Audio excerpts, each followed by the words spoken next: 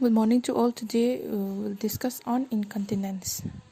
So incontinence is the opposite of retention. We all know retention is unable to push out the urine or the feces, and then incontinence means unable to control the urine or the feces. So incontinence means unable to retain the natural discharge or evacuation of urine or feces. Okay, so we are going to discuss mainly on the urinary incontinence today. So let us first know the anatomy of bladder and the urethra. So the bladder muscles will control the bladder, and the sphincter muscles will control the urethra. The urine will pass from the bladder to the urethra, urethral to the urethral opening. The bladder will store the urine, urethra will allow the urine to pass. Then the urethral sphincter is a muscle which is surrounding the urethra that will help in holding the urine. Then the brain signals are the key to coordinating the function of these anatomical structures. Okay, so after we have known about the anatomy, let us see the autonomic nerve, how the autonomic nervous system and the central nervous system controls the flow of urine. Under the autonomic nervous system control, the nerve coming from the bladder, from the spinal cord, go directly to the bladder. Okay, then when the bladder gets fuller, then signals are sent to the brain. So we will get the signal to our brain when the bladder is full. Under the central nervous system, the voluntary control to choose when to void. So we have the voluntary control. We have the control to when to pass our urine. So that is controlled by the central nervous system. And under the autonomic nervous system, the nerves of the bladder will tell the brain that the bladder. In the normal body voiding cycle, we have in the first stage we have the bladder filling, then first sensation to void, then normal desire to void, then again after emptying, again bladder filling, first sensation to void, and normal desire to void. So all this this three process will go on like this. This is the normal. Under the definition, bladder continence or urinary continence means there is loss of bladder control, which leads to unintentional passing of urine. Okay, so there is loss of bladder control, which leads to what? Passing of urine unintentionally without our voluntary control. Then the types of incontinence are stress incontinence, urge incontinence. There are also other types. Let us see what is stress incontinence. Stress incontinence. Under the stress incontinence, increased abdominal pressure occurs during certain activities like coughing, sneezing, laughing. Okay, so these are the examples of the stress incontinence. When we do the certain activities like coughing, sneezing, or laughing, there is increased abdominal pressure will occur. Due to that, this stress incontinence will occur. Then next is the urge incontinence. This is the inability to hold the flow of urine when feeling the urge to void. Okay, so this urge incontinence is the inability to hold the flow of urine when the person is having overflow state, stress and urge. In the overflow incontinence, what will happen? The bladder is unable to empty properly. So here there will be urethral blockades. Bladder will be full, but it will be unable to empty properly due to the blockades of the urethral tube. Then and under the stress incontinence, you can see in the picture, pelvic floor is relaxed, pelvic muscles are relaxed. So due to the increased abdominal pressure, this will cause the relaxed pelvic floor. This will cause a relax of the pelvic floor, and then it will allow the urine to pass.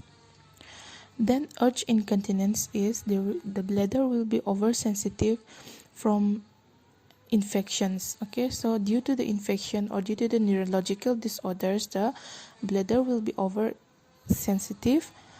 Due to that, the urge will occur. Mixed incontinence means combination of both stretch and urge incontinence. Overflow incontinence means we have already known retention with overflow of small amounts of urine. So the bladder will not be able to fully empty. Okay, here in this. Next is urgency. Urgency is a sudden desire to void. So this is the meaning of urgency. Then frequency means frequency is the passing of urine 7 or more times or being awoken from sleep more than once in a night to void. So this is the normal frequency. Then the causes of bladder incontinence are under distress incontinence. It is caused due to the weakening of the urethral sphincter or the pelvic floor muscles. Then due to the pregnancy, due to childbirth, age, older age, then obesity, menopause, surgical procedures like hysterectomy. So these all are the causes. Then causes of urge incontinence are overactivity of the detrusor muscles, cystitis, infection. Then central nervous system problems, so the brain will not be able to send the signals properly. And then enlarged prostate will suppress the bladder, then it will cause the incontinence. So these are the examples of the causes of the urge incontinence. Then under the overflow incontinence, if there is any obstruction or blockage to the bladder, enlarged prostate gland, tumor, urinary stones, constipation. So these all are the causes of the overflow. Here we can see the picture. Ureters, there is a trigone under the inside the bladder. There is a trigone. Okay, so these are the responsible for the passing of the urine. So the muscles which surround the bladder are the detrusor muscles. Then trigone is there, peritoneum we can see, and inside the bladder rugae of the mucosa will be formed when the bladder is contraction is occur. Then internal urethral orifice is there. Through this the urine will pass. Then the internal urethral sphincter, these are the muscles. External urethral sphincter, these are the muscles. Okay, then through the external urethral orifice the urine will pass out of the urethra. Then in the pathophysiology we can first there is incontinence of the bladder occurs when those pelvic muscles that involves in urination get traumatized, either overstretched or tear, that leads to the weakness of the muscles. So this incontinence occurs when the detrusor muscle or the internal or the external urethral sphincter, they are all damaged or they are overstretched due to the this leads to the weakness of the muscles. So when the muscles are damaged or when there is an injury to the muscles, then these muscles will get weakened, so they are not able to function do their normal function.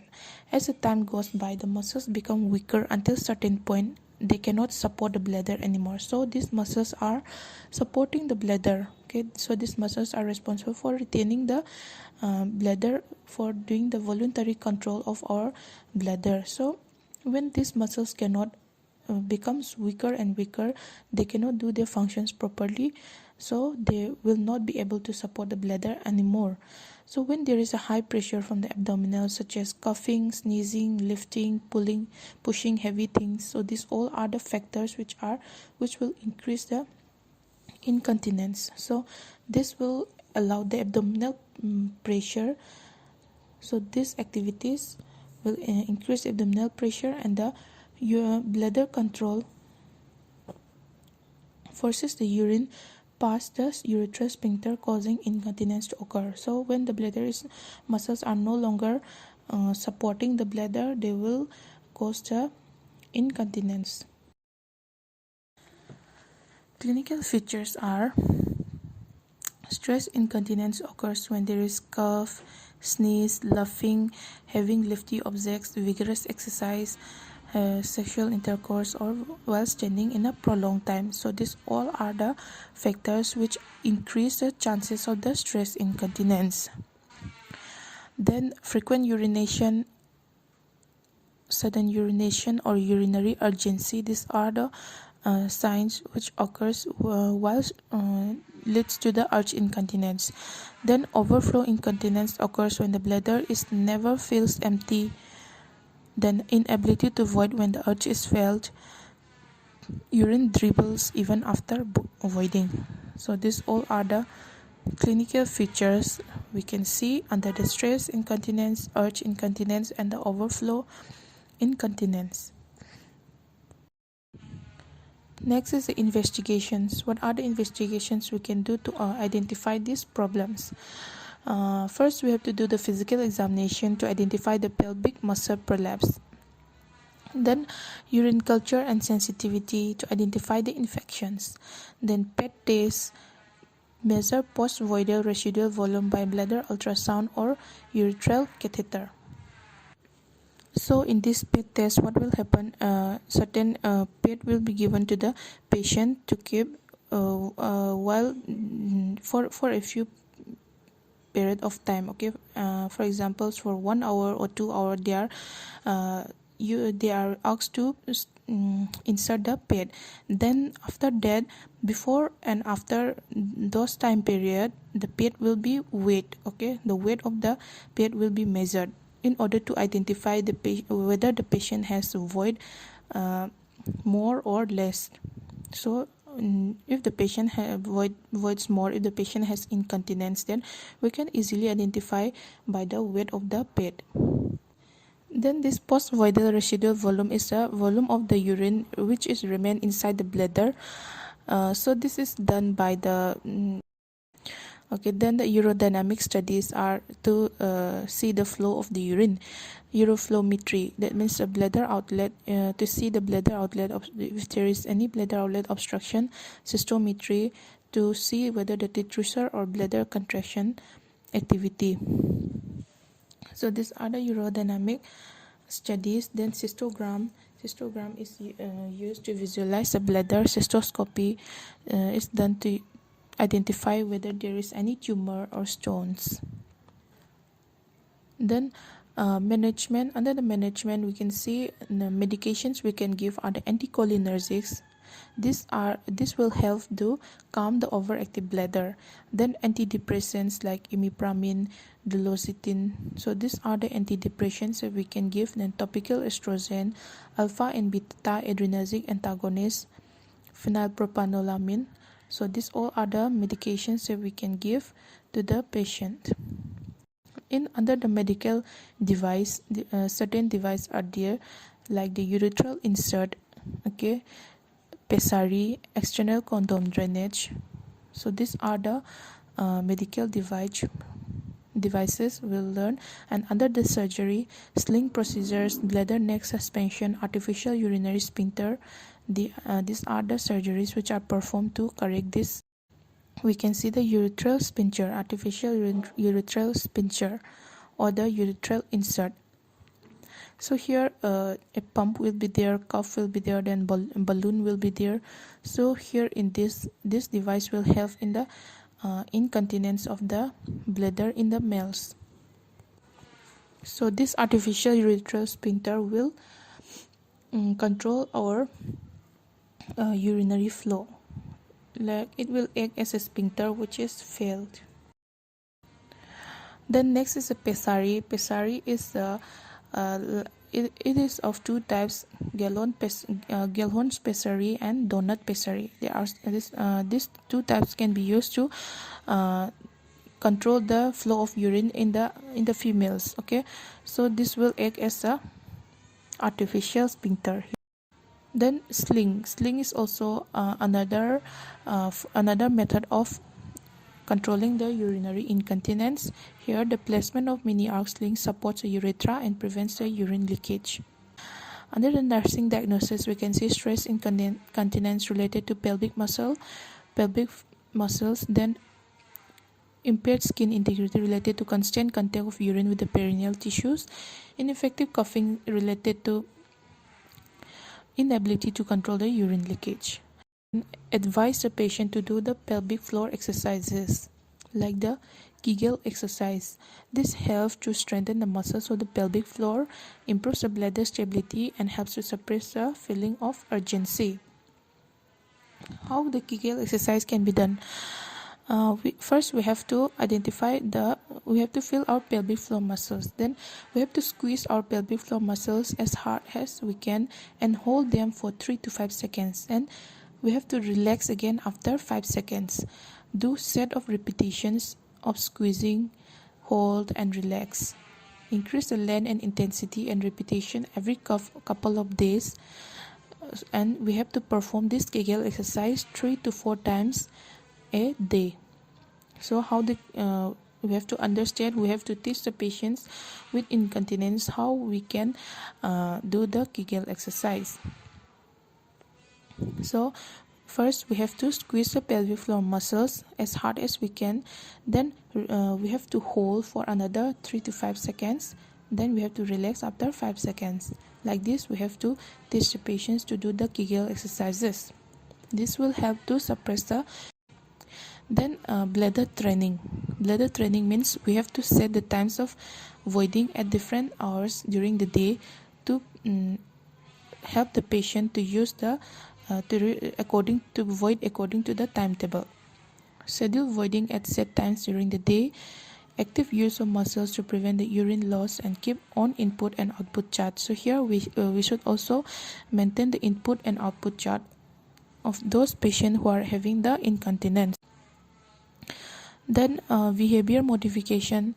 We have to drink less than 5 glasses per day. Stop drinking after dinner to avoid more incontinence at the night time. Okay, then elevate the legs. Time voiding should be done. Then regular pelvic floor exercise should be done. So these are all about the incontinence, urinary